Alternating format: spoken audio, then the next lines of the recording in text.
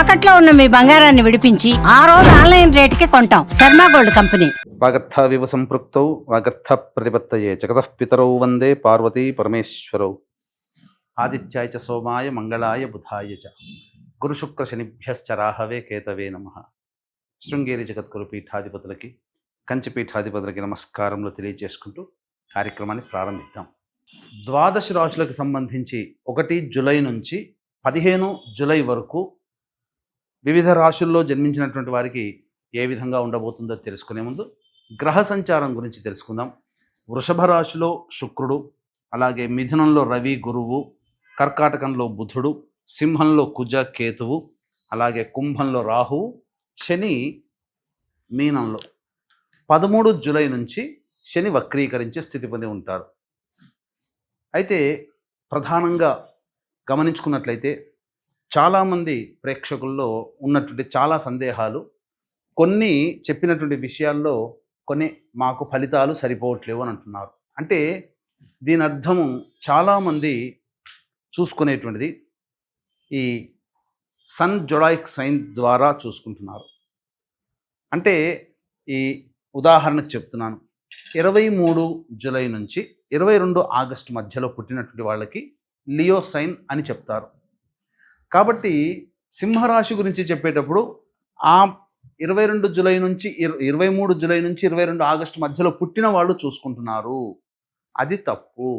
మీరు జన్మించినటువంటి జన్మ తేదీని అనుసరించి ఒక నక్షత్రము, ఆ నక్షత్రాన్ని అనుసరించి రాశి ఉంటుంది. ఆ రాశి ప్రకారమే మీరు చూసుకోవాలి. ఇది సరైనటువంటి విధానము. కొంతమంది నామ నక్షత్రం చూసుకుంటున్నారు. ఉదాహరణకి శ్రీనివాస్ అని చెప్పి అనుకున్నాం అనుకోండి, చాలామంది సి అనే అక్షరం ఈ శతభిష నక్షత్రంలో ఉంటుంది కాబట్టి కుంభరాశికి చూసుకుంటున్నారు, తులారాశికి చూసుకోవాలి. కృష్ణవేణి అన్నప్పుడు మిథున రాశి చూసుకుంటున్నారు, అది కూడా తులారాశి, అలా చూసుకోవాలి.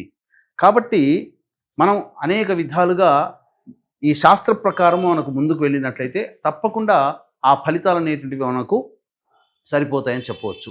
ఇక ఆలస్యం చేయకుండా వివిధ రాశుల వారికి ఈ 1 జూలై నుంచి 15 జూలై వరకు ఏ విధంగా ఉండబోతుంది, ఆదాయ వ్యయాలు, ఖర్చులు, అలాగే పరిస్థితుల అనుకూలత, ఇవన్నీ కూడా క్లుప్తంగా మనం తెలియజేసుకునే ప్రయత్నం చేద్దాం. ద్వాదశ రాశులలో భాగంగా 6వదైనటువంటి కన్యా రాశి వారికి జూలై 1వ తారీఖు నుంచి 15వ తారీఖు వరకు ఏ విధంగా ఉండబోతుందో తెలుసుకునే ప్రయత్నం చేద్దాం. ఈ రాశిలో జన్మించినటువంటి వారికి ప్రధానంగా ఈ యొక్క కన్యా రాశిలో జన్మించినటువంటి వారికి శుక్రగ్రహ సంచార ప్రభావము ప్రధానంగా అనుకూలంగా లేదు. ఈ కారణం చేత కొన్ని ఇబ్బందికర పరిస్థితులు అనేటువంటివి తప్పవు. కాబట్టి జాగ్రత్తలు పాటించండి.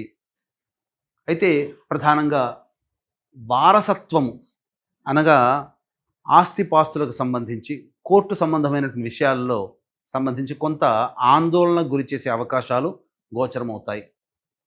ముఖ్యంగా తల్లిగారి ఆరోగ్యం పట్ల శ్రద్ధ వహించాల్సినటువంటి పరిస్థితి అని చెప్పవచ్చు.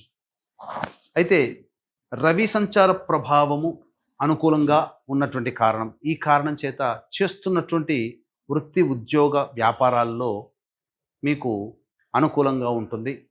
నిరుద్యోగస్తులకి ఉద్యోగం లభించే అవకాశము గోచరమవుతుంది. కావున అన్ని విధాలుగా ఈ కన్యా రాశిలో జన్మించినటువంటి వారికి రవి సంపూర్ణంగా మద్దతు తెలియజేస్తున్నాడు. లేదా కోరుకున్నటువంటి చోటికి బదిలీలు కూడా జరిగే అవకాశం ఉంటుంది. అభివృద్ధి మాత్రం ఉద్యోగంలో, వ్యాపారంలో, వృత్తుల్లో ఉంటాయని చెప్పవచ్చు. అయితే గురువు కూడా అక్కడే దశమ స్థానంలోనే ఈ యొక్క సంచార ప్రభావం, ఇది అనుకూలంగా లేదు. కాబట్టి మీరు చేస్తున్నటువంటి పనులు ఏవైతే ఉంటాయో, ఉద్యోగాలు కానీ ఏదైనా వృత్తి వ్యాపారాల్లో ఈ ప్రాస్పెరిటీ అంటే పనులలో ముందుకు సాగడానికి అంతగా కార్యక్రమాలు సాగకపోవచ్చు. ఆటంకాలు ఎదురవుతాయి, ఒడిదుడుకులు ఉంటాయి. ముఖ్యంగా ఖర్చులు కూడా ధనపరంగా చేస్తున్న వృత్తి, ఉద్యోగ, వ్యాపారాల్లో ఊహించిన దానికంటే ఎక్కువగా ఖర్చులయ్యే అవకాశం ఉంటుంది. కాబట్టి జాగ్రత్తలు పాటించండి. ఇక బుధగ్రహ సంచార ప్రభావం, ఇది సంపూర్ణముగా మద్దతు తెలియచేస్తుంది. రాశినాథుడే యోగదాయకమైనటువంటి పరిస్థితిలో ఉన్నాడు. అయితే రాని బాకీలు వసూలు అవుతాయి. పెట్టుబడులు కనుక పెట్టుకున్నట్లయితే మీకు చాలా మటుకు ఈ యొక్క కన్యా రాశిలో జన్మించినటువంటి వారికి అధిక ధనాదాయం వచ్చే అవకాశము గోచరమవుతుంది. కాబట్టి బుధుడు అనుకూలంగానే ఉన్నాడు. కుజకేతు యొక్క సంచార ప్రభావము ద్వాదశ స్థానంలో ఉన్నటువంటి ఈ కారణం చేత అనవసరముగా ఇతరులతో వాగ్వివాదాలు పెరుగుతాయి, ఖర్చులు పెరుగుతాయి. అలాగే మీ ఆరోగ్యం పట్ల శ్రద్ధ వహించాల్సినటువంటి పరిస్థితి. ముఖ్యంగా శిరో సంబంధమైనటువంటి ఇబ్బందులు కలుగుతాయని చెప్పవచ్చు. తలకి గాయమయ్యే అవకాశం గోచరమవుతుంది. అందుకని వాహనాన్ని నడిపేటప్పుడు జాగ్రత్తలు పాటించండి. ఇక రాహువు సంపూర్ణంగా మద్దతు తెలియజేస్తున్నాడు. అన్ని విషయాల్లో అధికమైనటువంటి శత్రువులు ఎంతమంది ఉన్నప్పటికీ కూడా ధైర్యంగా పోరాడి వారి మీద విజయాన్ని సాధిస్తారు. అంటే శత్రువు అంటే వ్యక్తులు కాదు, సమస్యలు. కాబట్టి సమస్యలు బాధిస్తాయి, కానీ వాటి మీద మీరు తుదకి విజయాన్ని పొందుతారు. అన్ని విధాలుగా అనుకూలంగా ఉంటుందని చెప్పవచ్చు. శని, సప్తమ శని ప్రభావం కన్యా రాశి వారికి కొంతవరకు ఒడిదుడుకులు అనేటువంటివి ఉంటాయి. ఇతరుల యొక్క సహాయ సహకారాలు లభించడానికి అంత మార్గాలు ఉండవు. కావున జాగ్రత్తలు పాటించండి. అయితే 13వ తారీఖు నుంచి శని వక్రీకరించున్నటువంటి కారణం చేత శని 9వ తారీఖు నుంచి సంపూర్ణంగా మీకు అనుకూలంగా ఉంటాడు. కాబట్టి ఉన్నటువంటి పరిస్థితులు 9వ తారీఖు వరకు ఉండేటువంటి పరిస్థితులు ఒక ఎత్తు, 9 తర్వాత జరిగేటువంటి మార్పు ఇంకొక ఎత్తు. సుస్పష్టంగా ఖచ్చితంగా శుభమైనటువంటి మార్పుని మీరు పొందుతారని చెప్పవచ్చు.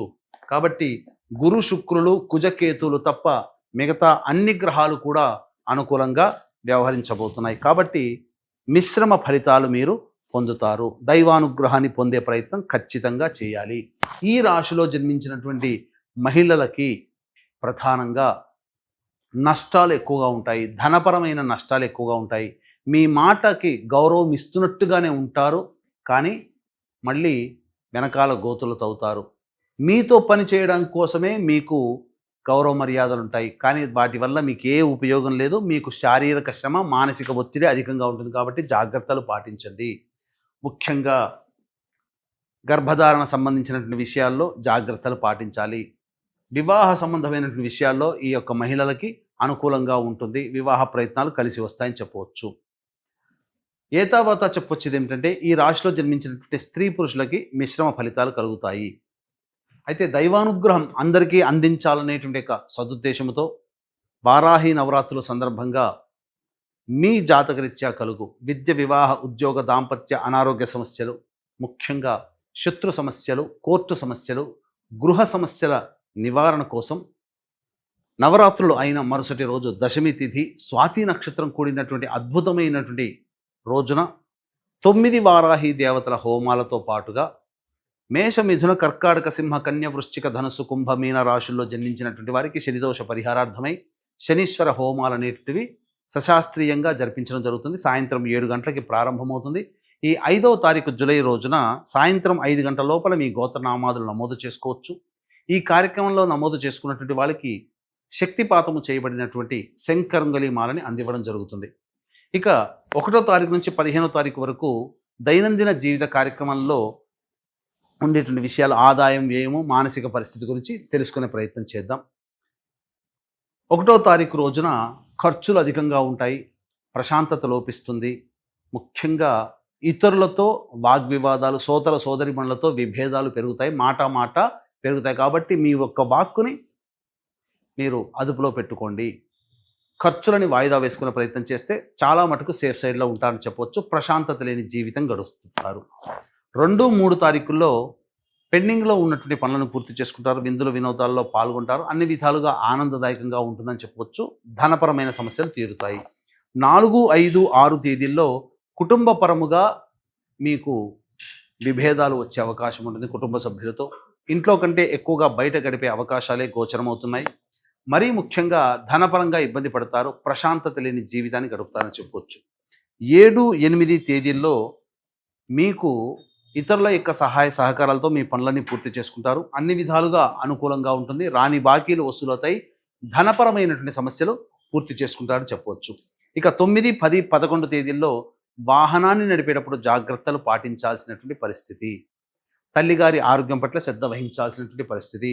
అన్నిటికంటే ముఖ్యంగా విలువైనటువంటి వస్తువుల్ని కూడా ఈ యొక్క సందర్భంగా కోల్పోతారు. చేస్తున్న వృత్తి ఉద్యోగాల్లో కొన్ని ఆటంకాలు అనేటువంటివి ఉంటాయని చెప్పవచ్చు. 12, 13 తేదీల్లో మీ ఆరోగ్యం పట్ల శ్రద్ధ వహించాలి. అనారోగ్య సూచనలు కలిగే అవకాశం ఉంటుంది. ముఖ్యంగా శిరోబాధలు ఎక్కువగా ఉంటాయని చెప్పవచ్చు. ఇక 14, 15 తేదీల్లో మీకు అనుకూలంగా ఉంటుంది. రాని బాకీలు వసూలవుతాయి. ప్రధానంగా విందులు వినోదాల్లో పాల్గొంటారు. సంతోషకరమైన జీవితాన్ని పొందుతారని చెప్పవచ్చు. తర్వాత చెప్పొచ్చేది ఏమిటంటే ఈ కన్యా రాశిలో జన్మించినటువంటి వారికి 4, 5, 6, 10, 11, 12, 13 తేదీల్లో జాగ్రత్తలు పాటించండి. ఈ యొక్క కన్యా రాశిలో జన్మించినటువంటి వారికి ప్రధానంగా ఈ సమస్యలు కనుక ఉన్నప్పుడు ఈ 15 రోజుల్లో సర్వదేవకృత లక్ష్మీ స్తోత్రము, దత్తాష్టకము రోజుకి 3 సార్లు పఠించండి. చాలా మటుకు సమస్యలు తగ్గుముఖపడతాయి. ఇప్పుడు చెప్పినటువంటి సమస్యల కంటే ఇంకా ఎక్కువగా సమస్యలు మిమ్మల్ని బాధిస్తున్నాయంటే దగ్గరలోని మంచి ఉపాసనా పరులైనటువంటి జ్యోతిష్యులను సంప్రదించి వారి సలహాలు సూచనలు పాటించండి.